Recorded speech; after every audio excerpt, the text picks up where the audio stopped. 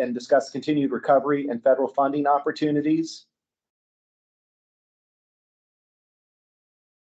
Next slide. Is to present the IRC actions taken to date to support recovery efforts, current and forthcoming federal funding opportunities, as well as 2 new strategies identified to support IRC long-term recovery efforts. This relates to the CCMP and that to all comprehensive conservation management plan priority actions and quantifiable objectives. And I'll get ready to turn this presentation over to Drew Parker from the EPA, who is here with us in the room. And I know that Rick Durbrow has joined us online, who we have met with previously. So with that, I'll turn it over to you, Drew. Thank you. Yes, thank you everyone for having us come in to present today. I'm Drew Parker. I work with EPA Region 4 out of Atlanta.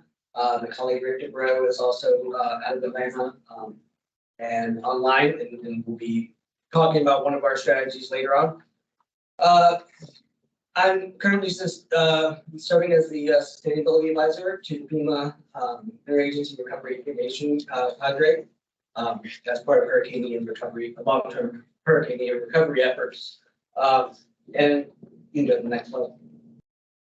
And as part of those efforts, we as the sustainability advisors came up with a few strategies that were based on the needs that we heard from the CHNEP, the cities, communities, and other stakeholders that we've met with over the past 11 months or 10 months or so. The first couple that I'm talking about, we're going to kind of run through real fast, but we want to focus on the last 2 strategies. But the first strategy that we've employed during our meetings with the community is the environment, connecting them with environmental finance centers. This is a program funded by EPA under bill. They expanded their critical resource capabilities to support local communities, and they focus on water, wastewater, and stormwater infrastructure resiliency. And so we've been sharing information on how to connect with the EFCs for questions around support with about 200 communities impacted by Hurricane Ian and Nicole. And like I said, those were shared with via either in-person meetings, online meetings, virtual meetings, and email communications. The second one is a program in EPA called the College and Underserved Community Partnership Programs. This is a coordinated technical assistance to underserved communities through student internships, practicums, and capstone projects. Currently, we are coordinating 4 projects in the impacted area, where universities are working with the community that have been identified needs for them. A couple of the options that are out there right now is grant writing support through grant writing clubs at the University of Delaware. They've been supporting a couple of communities, as well as Clemson University's bioengineering program is supporting a septic to sewer conversion analysis for the city of Deltona.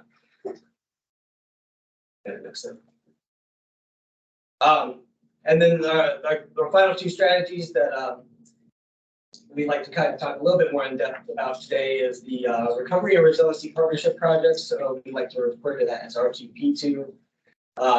And then the Watershed Resiliency Partnership Projects.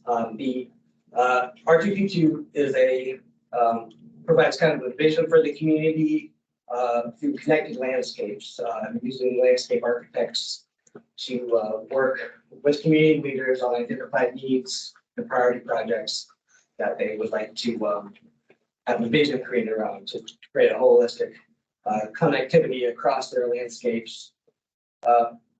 Right now, we have 7 communities we're going to be working with. 5 of them are located in the CHNEP boundaries, and we'll be walking through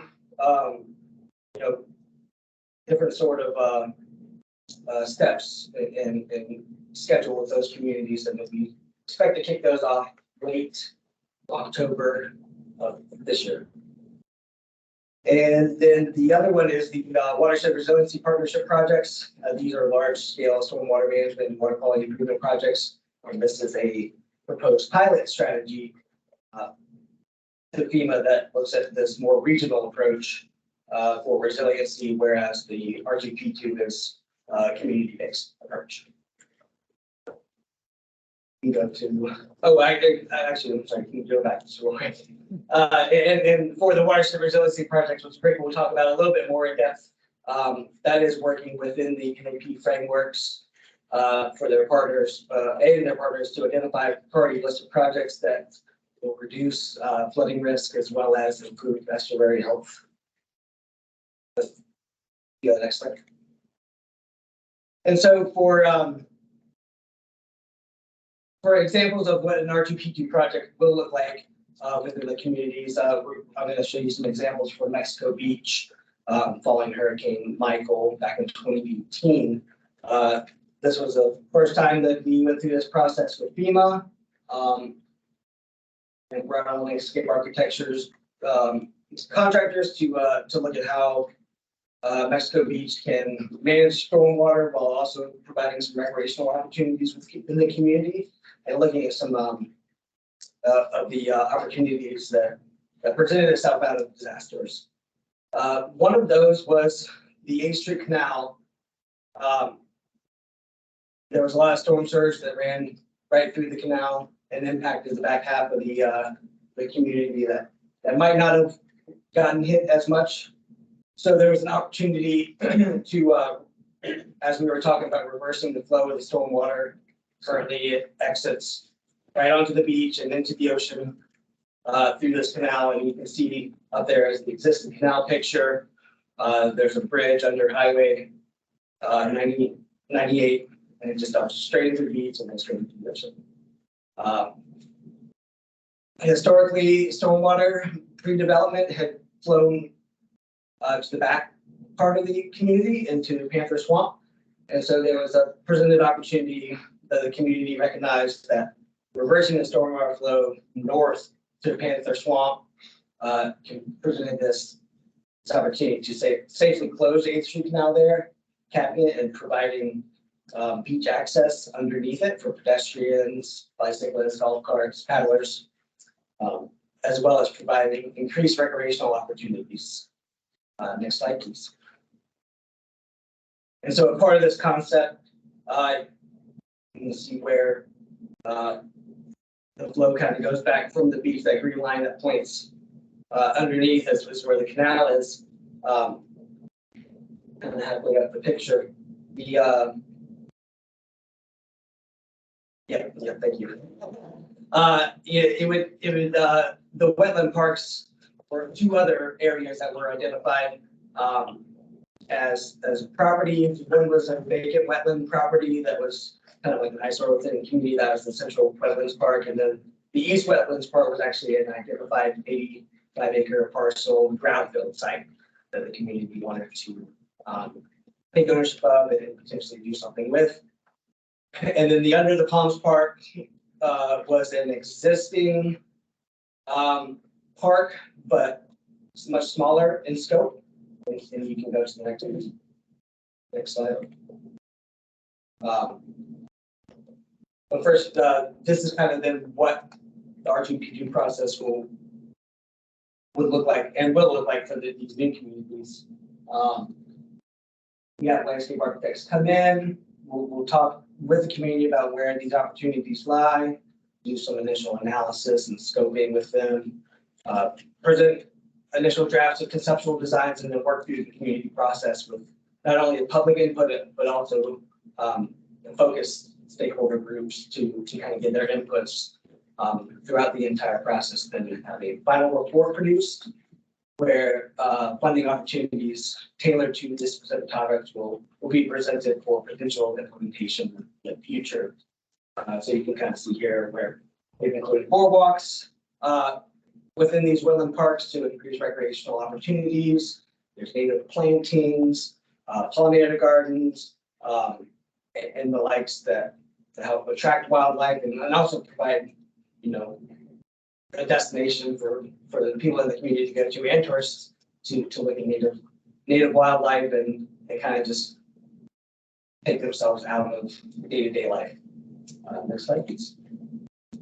And here at the Under the Palms Park piece, the existing section is that the little middle section between the two. So there's an opportunity to kind of extend that out. There's a massive box culvert under those that would be used to attenuate stormwater, excess stormwater over into the wetland parks, back into the canal systems, to push back into the north of the community. But there was also an opportunity to increase connectivity east and west of the park, providing a connection from one side to the other that was not there existing. And it also had more of those natural plantings and pollinator gardens and bioswales for water quality improvement, but also provided some recreational equipment and exercise equipment that people can utilize as they make their way across. And then here's one of those kind of concept images that the community would get to help include, to provide in future grant funding documents, to kind of show that there has been a plan in place, that the community has buy-in. Community survey is conducted as part of this process, and they have all the results that they would get in the final report from that. Next slide. And this is where I will pass it over to Rick to talk a little bit more in depth about what the proposed strategy and how the watershed resiliency projects will look like. And then we'll open up to questions after he's finished. Great, thanks, Drew, and thanks, Jennifer. Appreciate you giving me a little bit of opportunity to talk about this watershed resiliency project, which is very similar to the R2P2 work. And I was glad that Drew was able to talk about that project on the 8th Street Canal, because that was really that wasn't a project that the community had just identified. That was a lot of listening with the community about their brownfields projects, about some of their storm needs in regards to the tidal surge that came in and really took out the back half of Mexico Beach.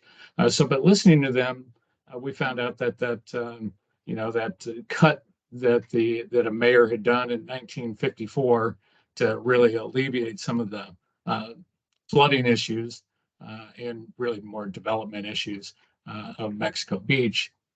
They had just made that cut, and it was just opened up that gateway for the floods to come through during Hurricane Michael. So it's I think a good perspective on what this watershed resiliency partnership or project is really about. So Drew, thanks for providing that background on those active projects. That really is a direct result of those efforts across the IRC field operations to listen to those long-term recovery needs and the gaps to supporting the communities impacted by Hurricane Ian. And certainly, Jennifer, you letting us come in and talk with CHNEP last year has been very helpful in helping us to develop these strategies. So some of the projects are simply pointing to communities towards resources like the EFCs, the environmental finance centers. Some of them are a little more in depth, take a little more time, like the CUP projects. Certainly the recovery and resiliency projects are just starting to kick off, and so that was really 10 months, not 10 months of listening, but a solid 6-7 months of listening to the communities, starting to put the strategy in place to work with communities, identifying what those needs are, and pulling those together with the contractors, and just getting everything lined up. Just takes time, as I'm sure all of you know, with projects in general with government. So certainly the common element, all those projects efforts, is that they require the ability to listen and really understand those community leaders and what they're looking for. And I think that this final strategy that I want to talk about is really designed to help foster that collaborative partnership across federal, regional, state, local agencies, create a long-term recovery strategy for the communities and really for the watershed as a whole. So this particular strategy is really focused on improving stormwater management. That's going to have some direct benefits to water quality, habitat protection, economic resiliency by allowing people to get back and forth to work, those kinds of issues that we've heard across the watershed. So EPA has really been laying the groundwork for working with FEMA and the rest of the IRC and the state to look at really a multi-year effort to enhance that regional resiliency to extreme weather events that can provide significant impact on reducing those flood risks across the entire watershed. So if you go to the next slide there.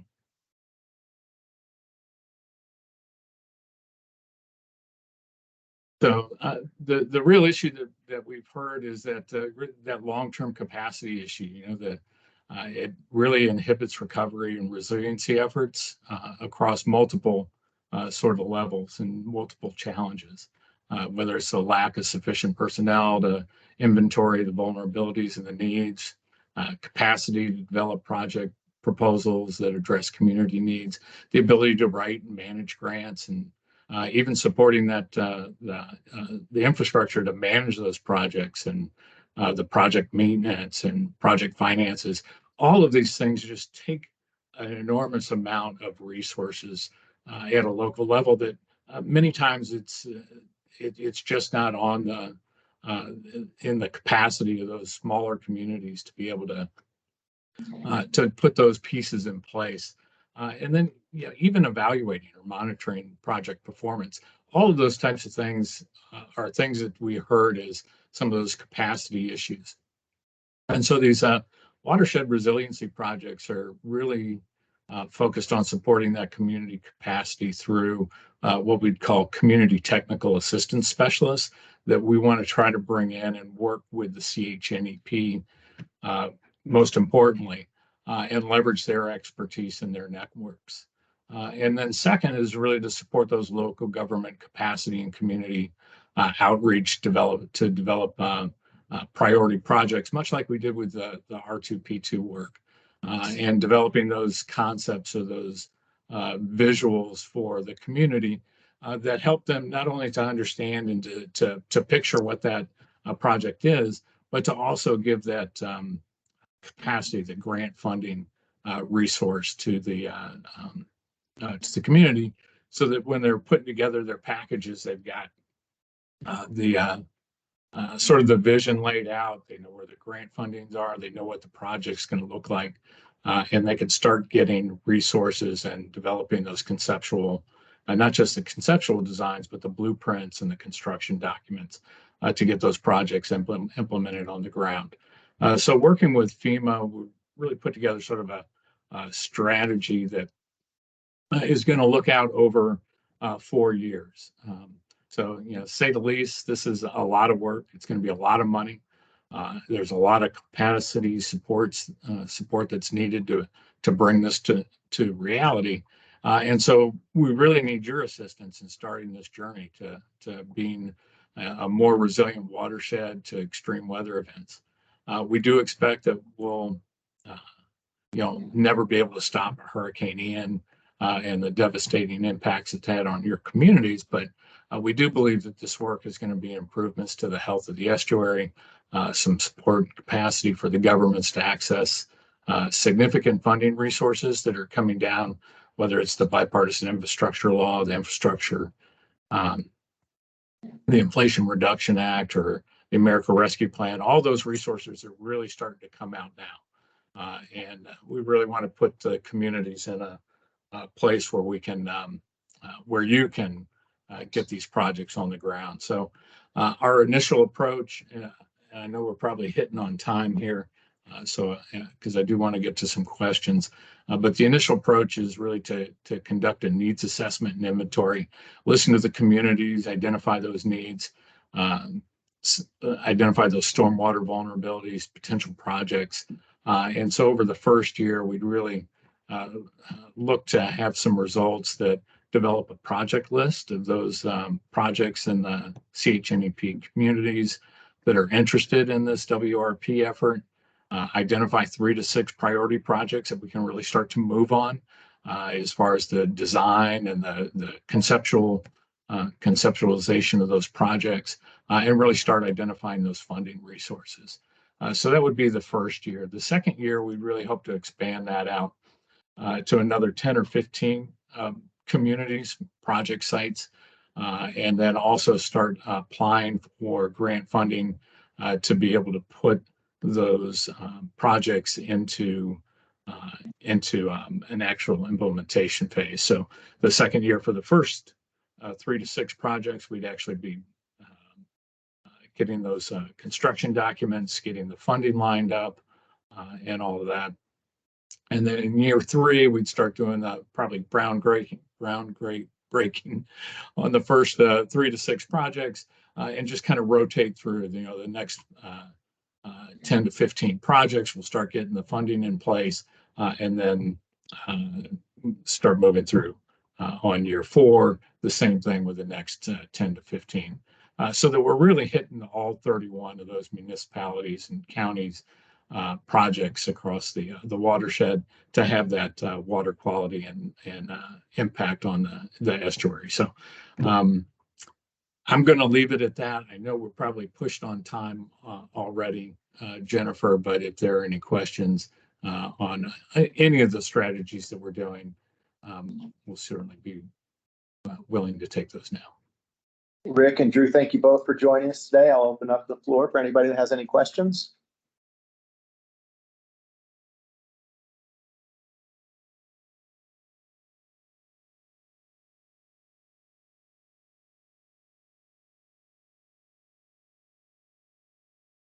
Oh, go ahead, Jennifer.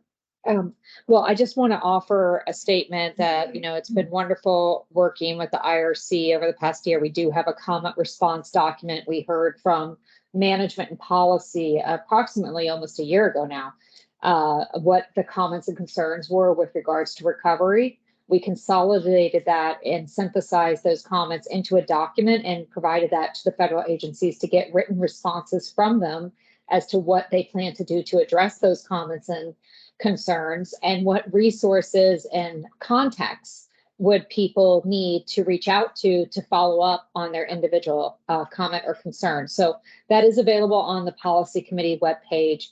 I would encourage you all, if you haven't taken a look at that, to continue to use that as a wonderful resource. And then we did come up with this, our experience working with our different municipalities, hearing is just that there's a human capacity issue. There's a lot of money coming down all at once, and to actually be able to access and manage those funds and get those funds into projects takes a lot of human resource capacity. And so what we have been working with the IRC is this idea of FEMA funding, hopefully, at least 1, if not maybe 2 positions. I'm going to go big here, to essentially fund them and co-house them in the NEP. They would not be NEP employees, but they'd be co-housed with our employees to be able to build relationships with all the 10 counties and the cities they're in, the 27 cities they're in, to try to start to provide grant writing support, grant management support.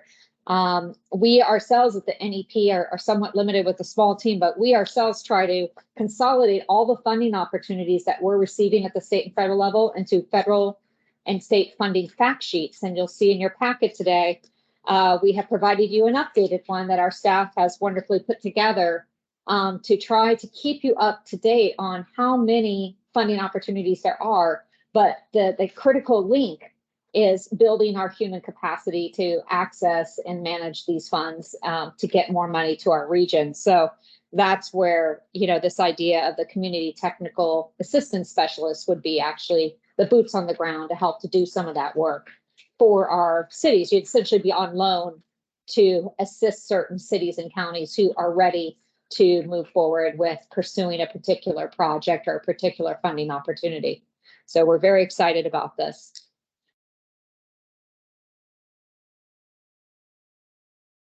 And I'll add, in terms of another funding opportunity that will be available soon was wastewater SRF appropriation that came specific to Hurricane Ian recovery. There's a recognition that FEMA's resources can be used usually to repair and replace existing conditions, and this is to fill the gap to create infrastructure that is more resilient, that would go above and beyond. So that'll be passed through FDP's SRF loan program. There's a drinking water and wastewater component. Surely can be used for septic to sewer conversions, other projects that have been highlighted in past meetings in terms of the priorities for some members.